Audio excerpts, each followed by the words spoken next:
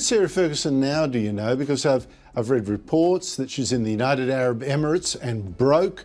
I've also read reports that she spent a month at a luxury Swiss resort that cost $25,000 a day. And it's a resort that she has promoted before. Here she is. Imagine for a moment that you are a woman who once had the keys to the kingdom, or at least the keys to a 30-room mansion in Windsor and a wardrobe budget that could fund a small space program. Now, imagine that the velvet curtains have been ripped down, the royal accounts have been frozen, and the world is currently reading your private emails to a convicted financier. This is the 2026 reality for Sarah Ferguson, the woman formerly known as the Duchess of York. While the global media was busy tracking her ex-husband's 11-hour stint in a police cell, Sarah was reportedly performing a vanishing act that would make Harry Houdini look like an amateur. But the real shocker is not just where she went, but the budget she is now operating on. We are moving from the dizzying heights of £16,000 a day Swiss penthouses to a 4-star hotel in County Donegal, where a room costs less than a decent pair of leather boots. It is a broke life safari into the rugged coast of Ireland, where the cheap life is the only life left for a woman whose brand has officially been declared radioactive. Quick favor, if you are loving this, hit that subscribe button. Over 92% of viewers haven't yet. It is free.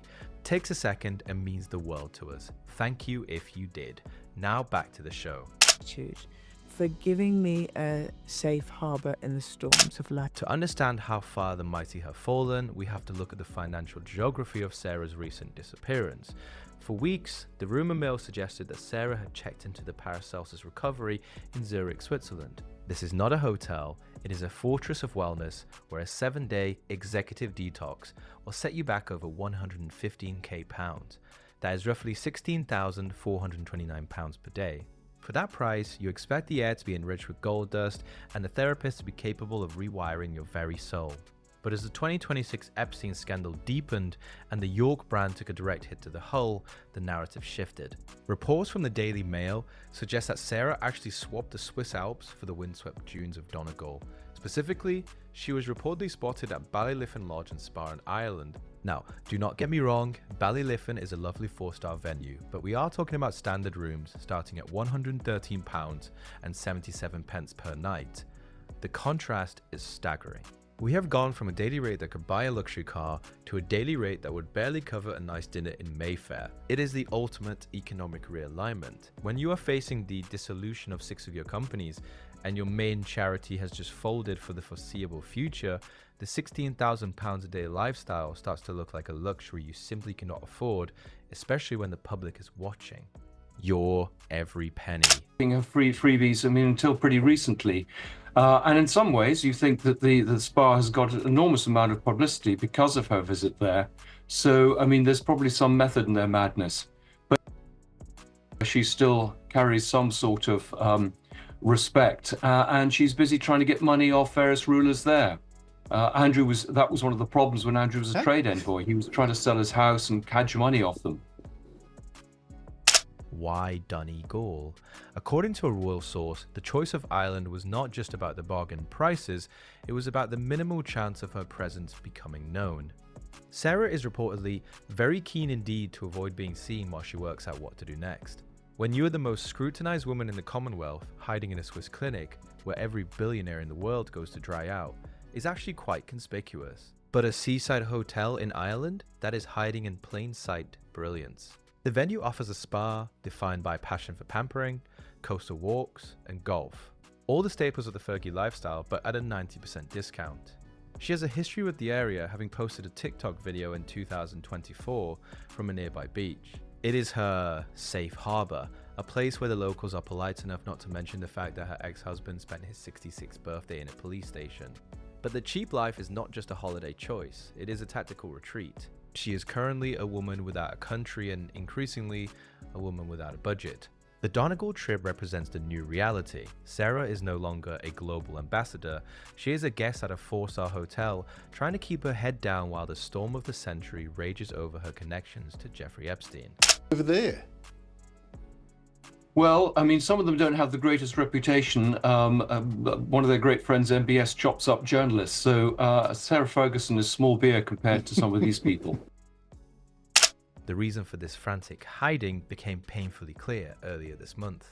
The US Department of Justice released a fresh tranche of emails from the Epstein files, and Sarah Ferguson's name was all over them like a bad rash.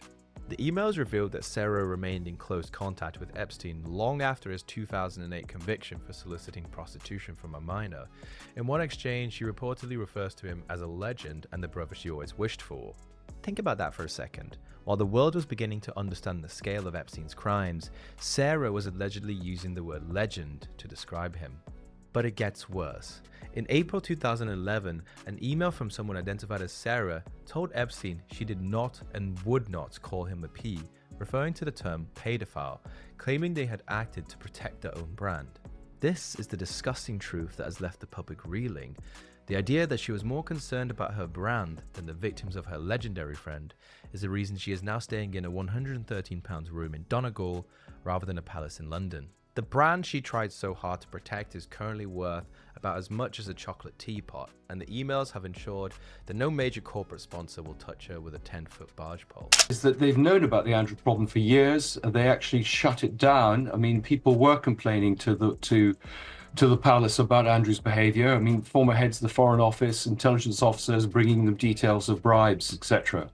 And they did nothing. They tried to close the story down. There were legal threats, denials, all sorts of things were done. Pressure was put on people saying they wouldn't give access to members of the royal family for interviews. So it's now been shown that the king was warned about his brother 6 years ago and did nothing. And I think they clearly didn't expect this Epstein dump of material, which has kind of caught them.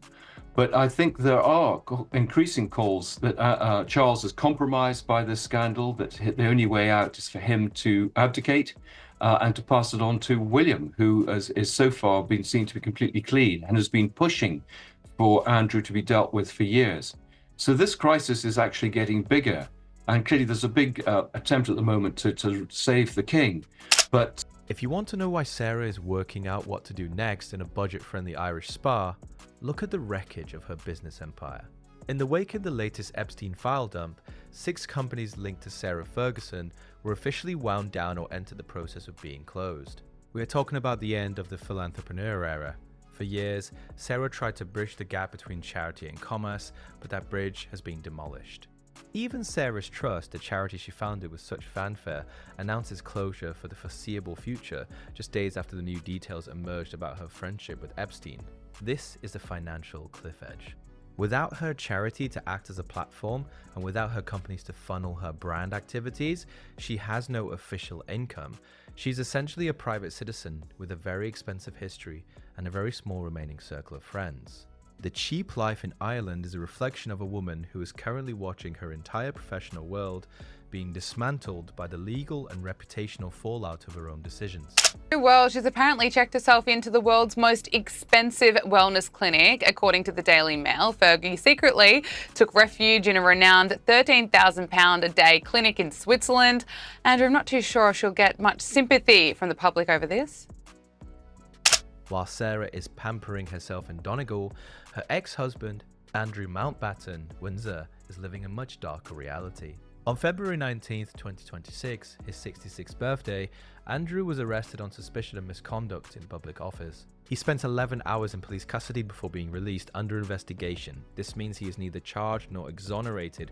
He is in a legal limbo that could last for months. The investigation focuses on his time as the UK's trade envoy and allegations that he shared confidential information with Epstein.